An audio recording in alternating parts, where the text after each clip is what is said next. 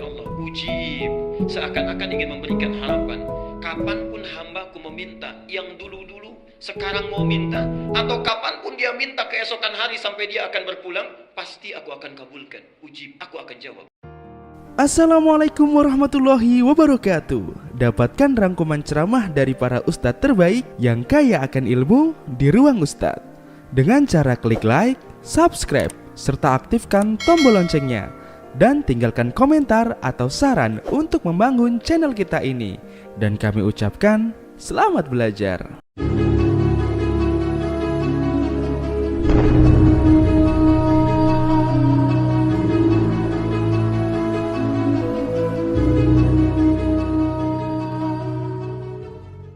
Manusia biasa ada disebut dengan insan. Kalau dipilih untuk dirinya disebut dengan nabi. Kalau diberi misi menyampaikan pada umatnya disebut dengan rasul. Tapi kalau sudah ingin diangkat derajatnya oleh Allah setinggi-tingginya, dirubah kalimatnya menjadi abdun. Karena itulah Rasulullah ketika diangkat untuk Mi'raj tidak dipanggil dengan nabi, tidak dipanggil dengan rasul, tapi dipanggil dengan kalimat tertinggi abdun. Quran surah 17 ayat yang pertama. Subhanalladzi asra bi abdihi, bukan bi rasulihi, bukan bi nabiyhi, tapi yang dipilih bi abdihi. Karena Allah selalu akan mengangkat orang yang merendahkan diri di hadapan Allah, orang yang bersujud di hadapan Allah, dan dia merendahkan dirinya di hadapan Allah saat orang lain memuji-mujinya. Itulah abdun. Nah, jamaknya itu ibad. Subhanallah. Orang yang sekalipun dia dalam hidupnya, mohon maaf ya, ada kemapanan dalam hal yang dia rasakan, tapi masih mau mendekat kepada Allah, orang ini langsung disebut oleh Allah sebagai ibad. Artinya, ciri-ciri orang yang dicintai oleh Allah diantaranya adalah orang yang banyak memohon kepada Allah Subhanahu wa ta'ala. Jadi saat antum bangun dari tahajud, selesai menunaikannya, kemudian berusaha berdoa kepada Allah, meminta kepada Allah, maka kita masuk pada kategori ibadi, ibadi. Masih ingat di hadis yang kemarin? Orang yang bangun di sepertiga malam, ada hadis qudsinya. Kemudian dia memohon kepada Allah. Apa jawaban Allah? Allah kemudian membentangkan rahmatnya ke langit dunia. Kemudian mengatakan kepada hambanya, ya ibadi. Panggilannya bukan panggilan amanu lagi, bukan mukminun lagi. Ya ibadi, wahai hambaku, apa yang kamu minta? Ingin rahmat sekarang aku berikan, berdoa aku kabulkan, ingin ampunan sekarang aku ampuni. Ya ibadi. Ini yang pertama. Jadi seseorang yang biasa berdoa itu adalah ciri di antara orang yang sangat dicintai oleh Allah. Jadi kalau antum dalam hidup itu bisa diukur, coba lihat sehari berapa kali berdoa. Sehari berapa kali berdoa, ya? Bagaimana kualitas berdoa kita? Kalau kita berdoa dengan khusyuk dalam keadaan yang baik, maka termasuk dalam golongan orang yang dicintai oleh Allah Subhanahu wa taala, insyaallah. Saya lanjutkan. Perhatikan sini. Wa idza sa'alaka 'ibadi 'anni, Muhammad, apabila ada hamba-hambaku mencari aku untuk meminta sesuatu, fa inni qarib, maka ini subhanallah. Ini yang hebat, ini yang hebat. Biasanya di Quran kalau sudah ada sa'ala itu selalu dengan kul pasangannya. Sudah ada sa'ala selalu kul. Perhatikan, misal saya beri dua contoh yang tadi ayatnya. Al-Baqarah 215.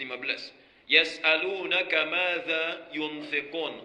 Qul ma anfaqtum min khairin. Setelah yas'alunaka ada kul, katakan. Al-Baqarah 215. 4 ayat setelahnya Al-Baqarah 219. Yas'alunaka 'anil khamri wal maisir. Apa setelahnya? Qul fihima ismun kabir wa manafi'u linnas. Yas'alunaka 'an dzil qarnain. Qul, selalu qul, setelahnya qul.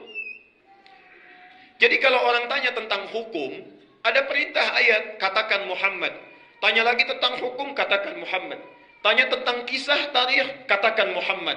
Jadi ada batas, ada jeda antara yang ditanyakan dengan jawaban, kul. Tapi orang yang mencari Allah, kulnya langsung dihilangkan. Orang-orang yang ingin mendekat kepada Allah, minta apapun, saat dia bersungguh-sungguh mencari mendekat kepada Allah, maka kata kulnya dihilangkan, diganti dengan kata fa, dengan huruf fa. Kalau mau konsisten, kalimat normalnya fakul inni qarib. Tapi kulnya dibuang, diganti dengan fa. Saat kul ini dibuang, seakan-akan ingin memberikan isyarat kalau ada orang yang ingin mendekat kepada Allah, tanpa jarak Allah mendekat kepadanya. Tanpa jarak, langsung dirangkul oleh Allah. Dan hebatnya tidak cukup menghilangkan kata kulnya, diganti dengan fa. Fa itu dalam ilmu bahasa Arab harfu atfin bila hududin, huruf ataf yang menyertai sesuatu, merespon sesuatu tanpa ada batas sedikit pun. Kalau ayat Quran yang mengatakan wa inni qarib, wa artinya kita mencari Allah tapi ada jeda Allah datangnya. Kalau pakai thumma, wa idza sa'alaka ibadi anni thumma inni qarib, artinya mintanya sekarang baru dilihat oleh Allah besok. Tapi ketika menggunakan kata fa, artinya minta saat ini, saat itu langsung Allah mendekat kepadanya. Tidak ada jeda sama sekali. Pernah dengar hadis qudsi, saat seorang hambaku mendekat kepadaku dengan merangkak, maka aku mendekat kepadanya dengan berjalan. Dia berjalan, aku berlari. Apa artinya? Fa inni qarib. Subhanallah. Dan ibad ini hebatnya, kalimat ibad. Ini bukan hanya bagi orang-orang yang bertakwa. Bukan hanya orang-orang yang bertakwa. Tapi orang yang punya banyak dosa pun, yang dosanya tak terlukiskan. Disebut dalam bahasa Arab dengan israf. Israf itu yang berlebihan. Jadi kalau ada orang makan lontong 1 piring, yang ini 5 piring sendirian, bisa. Itu israf. Kalau ada seorang ibu belanja sesuai kebutuhan, ini setiap yang dilihat ingin beli. Gak ada uang pun kalau bisa, kredit dulu gitu ya. Nah, ini israf namanya. Ini israf. Ada orang israf dalam berbuat dosa. Ini bohong, yang ini mencuri, yang ini merampok, yang ini mabuk. Ini cuma A, B, C, tapi yang si D semua diborong. Mabuk iya, bohong iya, berzina iya, merampok juga iya, subhanallah. Satu kali ingin taubat, turun ayat di Az-Zumar, Quran surah 39 ayat 53. Perhatikan kalimatnya.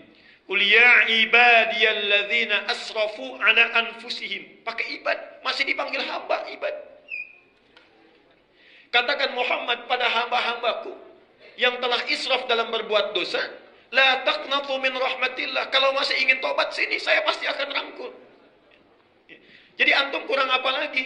Misal kalau ada di sini yang dalam hidupnya, maaf ya, mungkin sebelum datang ta'lim, ya Allah saya pernah bohong, ya Allah saya pernah berbuat dosa, ya Allah ya saya pernah mabuk, ya Allah saya berbuat A, B, C, mungkin tidak saya diampuni. Turun ayat itu. Hei, kamu jangan khawatir, jangan ragu, sepanjang mau datang sini saya ampuni. Karena itu digunakan kalimat ibadah. Nah, Bapak Ibu sekalian, seakan-akan ayat ini ingin menyampaikan, ini hukum berlaku universal tanpa batasan. Orang yang bangun di keheningan malam, memohon kepada Allah, tak peduli apakah dia seorang pemabuk, pembunuh, perampok yang ingin bertobat, Allah ampuni saat itu. Orang punya hajat, Allah berikan saat itu. Tapi yang paling hebat adalah, perhatikan jawabannya, ujib. Da'watad da'i idza da'an. Kata ujib, ini kata tidak biasa.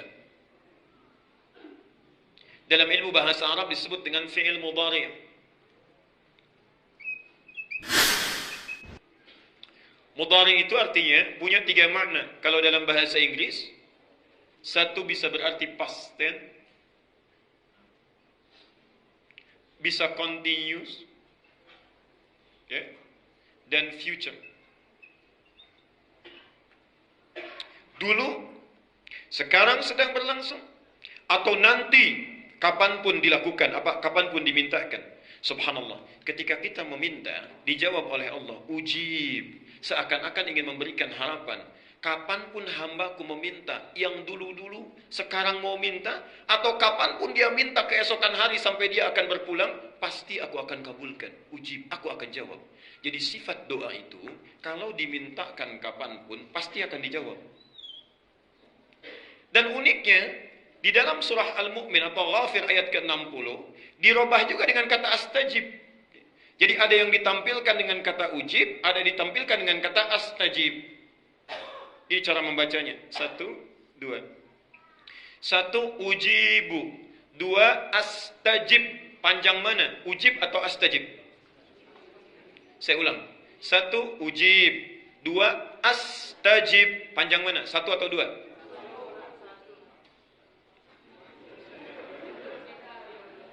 1, ujib. 2, astajib. Panjang mana? Ya.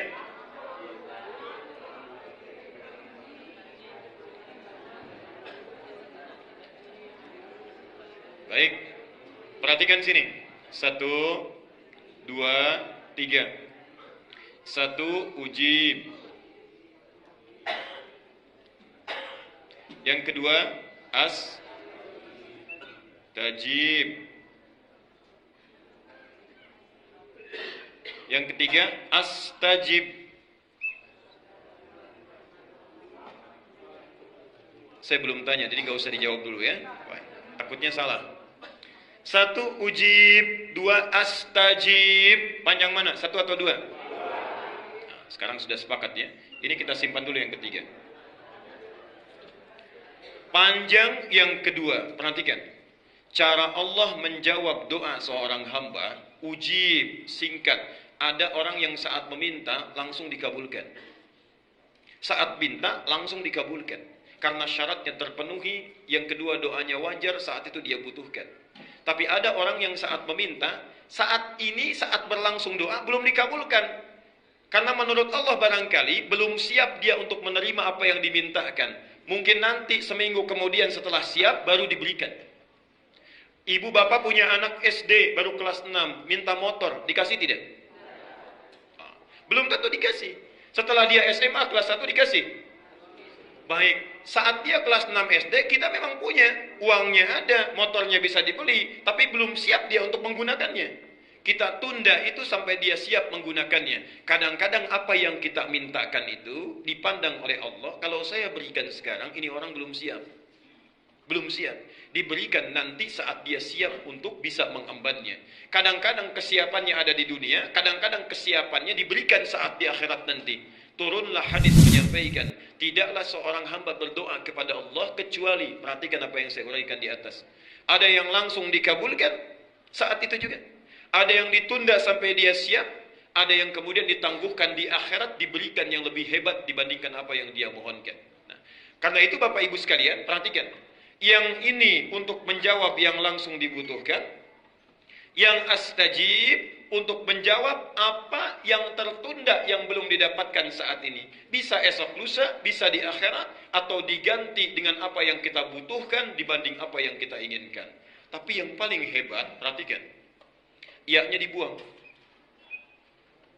Kalimat normalnya seharusnya astajib, tapi ya-nya dibuang. Untuk meyakinkan sifat Allah yang beda dengan makhluk. Kalau makhluk begini, misal Bapak minta, Ustaz, boleh nggak saya minta ini? Besok ya. Percaya nggak? Belum tentu. Belum tentu. Ada orang yang percaya, ada orang yang was-was. Benar nggak ya?